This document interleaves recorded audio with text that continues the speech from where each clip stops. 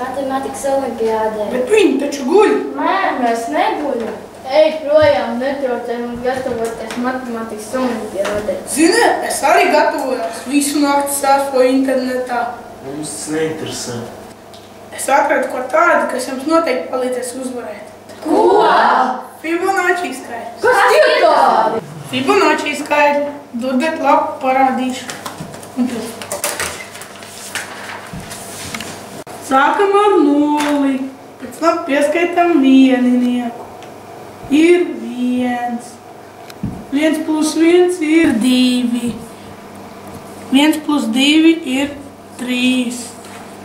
2 plus 3 ir 5.